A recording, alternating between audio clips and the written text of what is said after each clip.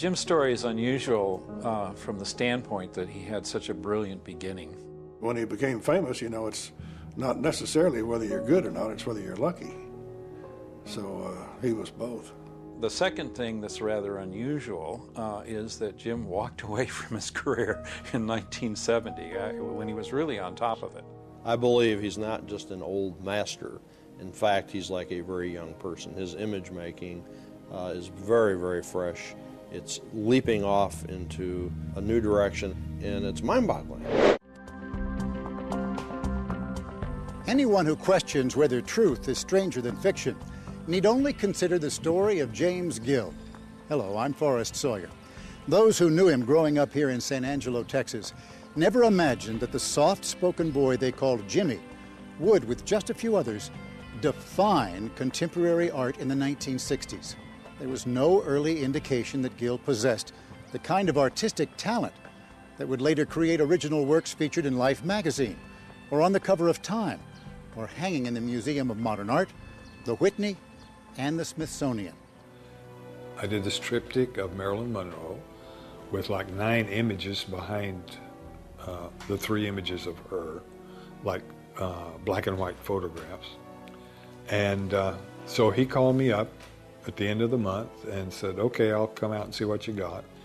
And he saw those Marilyns and he said, fantastic. He got them, put them in his car, went home, made a reservation, flew to New York. Museum of Modern Art bought them. And January of '63, Life magazine reproduced them. Now, in the art world, this is unheard of, especially from a major gallery. I mean, it just almost never happens. And it was the only time that Felix Landau ever did that an artist walked in off the street, unannounced, with no idea who this person was, and Felix immediately took him on. A month later, he signed him up for the gallery, immediately started dealing his work. So I went from a country bumpkin to kind of a lot of fame and movie stars and everything within 2 months. Now, at the Sao Paulo, in the exhibit, where I'm just looking at some of the names that were there. You got James Gill, Robert Indiana, Jasper Johns, Roy Lichtenstein, Claes Oldenburg, Robert Rauschenberg, James Rosenquist, Ed Ruscha, and Andy Warhol, all in one exhibition. Right. That's astonishing. Right. And that was before everyone's fame took off. That was kind of a major show in a way. Did you know that then? Yeah, kind of. I was really, really proud that I'd been chosen for that, because there was the top 20 artists of the United States, and I was one of them.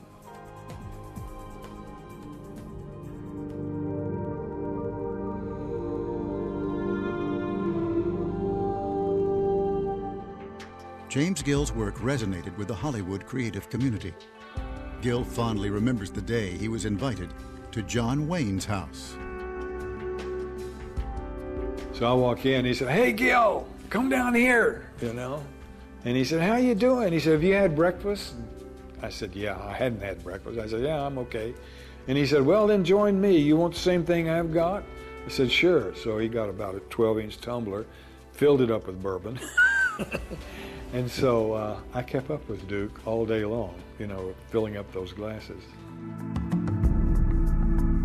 Interest in Gill's paintings dealing with cultural figures and political issues began to widen. And so he was quickly sought after by other museums, curators in the country, from the Chicago Art Institute, from the Whitney Museum. Other places were starting to pay attention, and when their acquisition budgets could afford to do so, they would contact Felix Landau. We want a Jim Gill in our collection. And once you're knighted by the experts as being a key player in this world of contemporary art, the other museums follow suit. And that happened to Jim. So in 1970, at the height of his career, Gill decided to leave the city that had catapulted him to national and international acclaim. I think the fast lane at a certain point did him in. So I think psychologically he needed to move away from it. just literally dropped out of the art world. Had a garage sale, sold his paintings, which infuriated, of course, Felix Landau, who had been supporting him all these years. I mean, Jim just hit a wall and said, "That's it, I'm out of here." I came to the conclusion about something. All of these people that I was meeting, that were rich and famous, were not happy, you know. And the artist, you know, you look at how many artists were happy. Van Gogh, very few happy artists. I thought, well, you know, what I want to do is to be happy. It's not the fame that makes you happy. It's not the money that makes you happy. It's just being in tune with your life, whatever you're doing. For a decade and a half, the celebrated artist lived in tranquil obscurity, with no plans to return to the art world, until, ironically, the day he was inspired by his work in architecture. I was designing houses on the computer. I learned AutoCAD and all the technical things, and I would see what would happen on that and make a mistake and say, wow, I wish I could do that as a painting. Wish I could paint that or get that shape, or, you know, and then finally, oh, click, why not?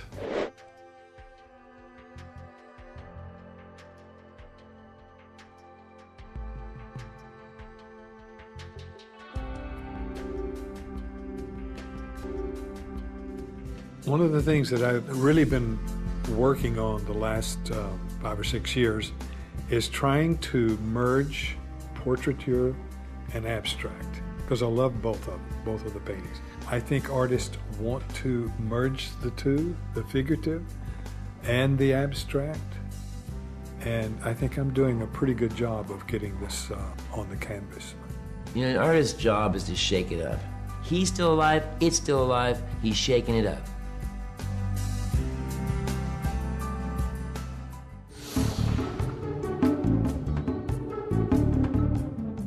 I'm very pleased with the new work, and it hasn't been seen much yet, but I think it definitely will be. It captures a sense of popular culture. It doesn't just render it in a flat way. His sense of color, his sense of a subject, his ability to render, to draw, his sensitivity to color and to design is very strong, and I think that's why he's important.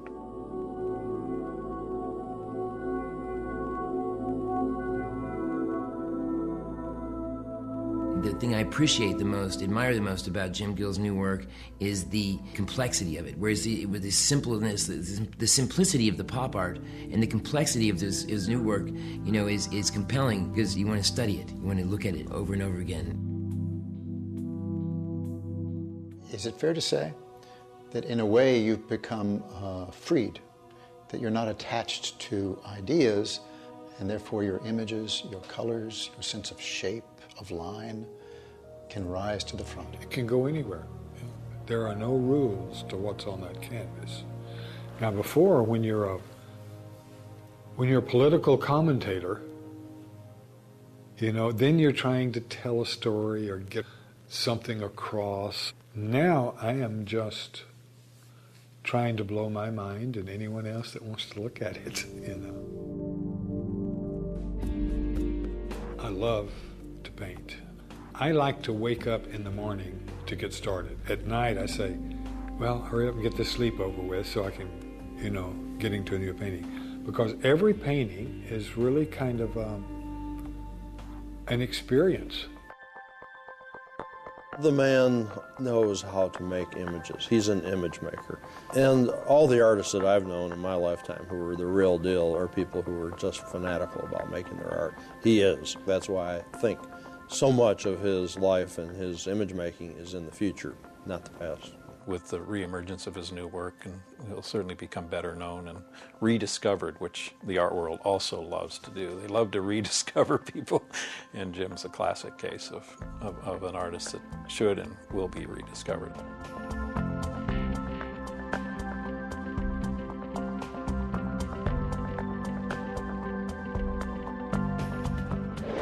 While others predict big things for James Gill, he says he's just happy to be back in San Angelo, doing what he loves. So Jim Gill has come home. Yeah, definitely. Period. Period. Yeah.